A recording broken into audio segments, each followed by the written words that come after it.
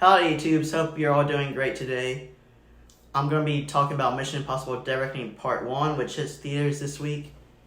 And this is one of those movies that just had a big event feel to me. You know, there's just another level of excitement you walk into the theater for certain films.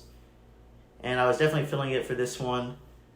Granted, I was at an early fan screening, so that probably helped, build up excitement in the theater. Just being in a theater full of people who I assume are fans of the franchise.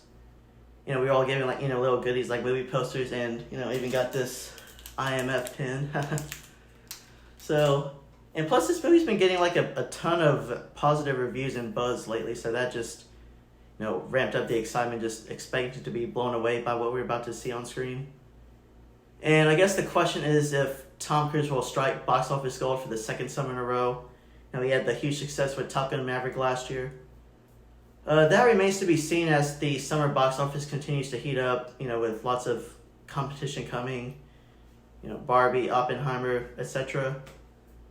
But I do have to give it up to old Tommy Boy that he understands his audience and he delivers another super thrilling adventure that also embraces the history of the franchise. Actually, I want to take a second to remind everybody that it's been almost 30 years that he's been giving us these death-defying stunts as Ethan Hunt in these Mission Impossible movies. And it's been said before, but I'm just going to say it again. The dude does not look close to 60, not at all. Hopefully, I hope I look that good at that age. But Christopher McQuarrie is back as the director, and he writes the script with Erik Jendresen. Okay, quick history lesson on the franchise is that the first four movies all had different directors, and I thought that the first three were almost like standalone movies. They follow kind of similar plots, and the main thread being Tom Cruise's Ethan Hunt, of course. Sure, there have been a couple mainstays throughout the years, mainly Ving Rhames Luther, who is the only other character to appear in all the movies. And we also meet Simon Pegg's Benji in Mission Impossible 3. But it really wasn't until Mission Impossible 4, Ghost Protocol, that the series really turned it up and started delivering banger after banger that, just built upon each other. And McQuarrie has been directing these things since Rogue Nation, which was the fifth one. But anyway, on to Dead Reckoning. And I'm just going to say that this movie is just action-packed from start to finish. You have just about everything you'd want from a Mission Impossible movie. You got, travel around the world, espionage, crazy stunts, and, of course, lots of scenes of Tom Cruise running around. Seriously.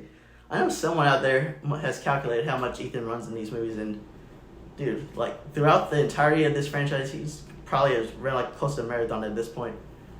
But, in this one, what everyone is after is, an evolving, super smart AI that is almost sentient at this point, known as the Entity. And the Entity was designed to sabotage and take down systems, and we learned early on that the Entity went rogue and infiltrated every major nation's defense, military, intelligence. This AI has got the ability to alter data, control how the public gets information, and with that, it basically determines what is truth to the entire world. And, of course, it can control missiles, warheads, start a nuclear holocaust if it wanted to. However, it's been mostly inactive since it gathered all the information on the other nations. But obviously, this type of information and power could, take over the world. And with that, we have nations and other parties just racing to be the first to learn how to control it. And I thought this was a really cool concept in the way that they handled it in this film. And it's actually pretty relevant, I think, to our world today with, the rise of AI. But anyway, Ethan Hunt, he's on a seemingly impossible mission. Sorry, I didn't throw that in there. But, yeah, he's trying to destroy it before the Entity can get into the wrong hands. And, joining him are, again, Luther and Benji. And in this one, we really see how strong their friendship has grown, between this IMF trio over the years at this point. You also have Rebecca Ferguson, the former MI6 agent, Ilsa Faust, that's her character, and she's been kind of like a standout of the last couple of movies. We also see Henry Czerny, who we haven't seen since the very first Mission Impossible back in '96. He's back as IMF director Eugene Kittredge. Just another connection to Ethan's past. However, a newcomer to the franchise, Haley Atwell, just shines as Grace. She's most well known for playing Peggy Carter in the MCU, but I think that this might be the role to like take her to just another level of stardom and a whole bunch of other roles after her performance. And I'm sure you're going to hear this a lot, but she really does have like great on-screen chemistry with Tom Cruise, whether they're, on the run, on a train, trying to get the entity. And her background was a bit different from what we're used to in the Mission Impossible franchise, which I welcomed. And her character just brought another level of excitement to the film. And that kind of reminds me that most of these the side characters in this movie, even though they don't get a whole lot of screen time or dialogue, most of them still were able to catch my attention, which I can't say has been the case for especially the earlier Mission Impossible movies. They're kind of forgettable at some points, but yeah, we have Palm Clementine, who she's played Mantis in the MCU, another MCU to Mission Impossible cast. But she plays she's like this mysterious French assassin. I thought she was really cool. You have Carrie Elwes as the Director of National Intelligence, Dillinger. And there's like this duo of henchmen that throughout the film they're trying to track Ethan down. And I wouldn't say they're quite used just for comedic relief. They do some stuff, but and a lot of the scenes that duo shows up, they were pretty funny. And actually, I think I might say that this might be the funniest Mission Impossible movie. They're not out here throwing jokes like some movies in the MCU, but there's just a few jokes here and there. There's quite a few witty remarks. And like the main villain at times, it seems like it's the entity itself is the main villain. But we also meet Esai Morales as Gabriel, who is basically like the main antagonist that Ethan is going up against here. He's kind of going after the entity for himself, and we also learned that he's been a part of Ethan's past, and that he's part of the reason that Ethan joined the IMF in the first place, which I'm not quite sure how I feel about that. Like, if Gabriel's so integral to Ethan and his story, why are we just now learning about him in the seventh movie in the franchise? But I guess if things that I would think could have been improved might have been the character of Gabriel. I just thought he could have been like a little more fleshed out, and they could have shown us or explained to us why he's so dangerous, or why he in the position that he is in. But I'm sure it'll probably go over more in depth on his character in part 2. And again, like this movie, it's being marketed as part 1, which it is. But it just kind of continues the trend of Hollywood this year of movies ending in cliffhangers, like Fast X, and we just had Across the Spider-Verse last month. And I'm not gonna say this movie ends like on such a egregious cliffhanger like those movies.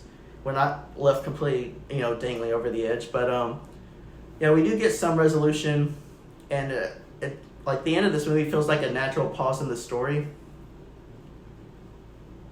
And I didn't bother to check the runtime going in. I was expecting like a 2 and a half hour movie, like most films are these days, especially these big blockbusters. But when I got out and I saw that it was 2 hours and 45 minutes, that kind of surprised me. Like, this movie, it didn't really feel that long at all. Time was just flying by with all the action that I was seeing, just all the stuff that was on screen. Throws a minute. That being said, I don't think you need me to remind you, but make sure you go to the bathroom beforehand, because I had to hold it in for the last 30 minutes of this one before I could go to the restroom. There's no post-credit scene, by the way, so once the credits hit, you can leave if you want to. And for this screening I went to, the movie was in Dolby, and I just want to say that this film looked absolutely stunning to look at. And I usually only go to movies in Dolby or IMAX, but this one in particular looked amazing. And I'm not sure if it has to do with the cameras that they used. I don't know if they had like a special camera that they used to film certain scenes.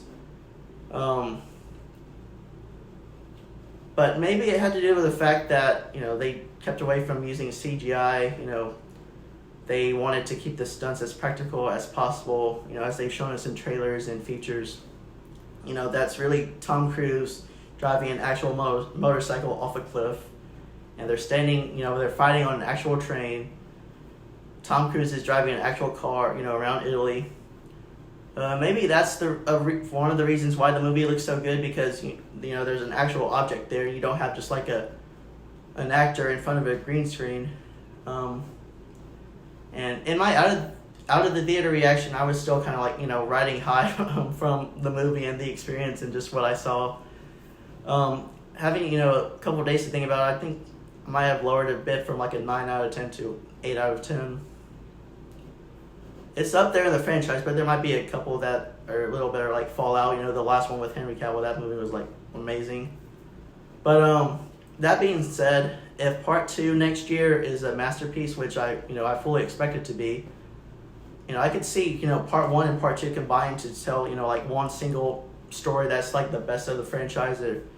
I think it has. If part 2 is really good next year, I honestly think that Dead Reckoning, parts 1 and 2 could combine to be like the best spy movie. Like looking at you, Mr. Bond. But anyway, I would definitely recommend seeing this and seeing it in IMAX if you can on just the biggest screen possible. I want to see this again. I hope I can fit in time to see it again, just because it's a great movie, but also there's like a ton being thrown at you, and there's easy to miss certain things. But I think that's all for now. Thanks for watching. Be sure to smash that like and hit subscribe if you haven't yet. Take care.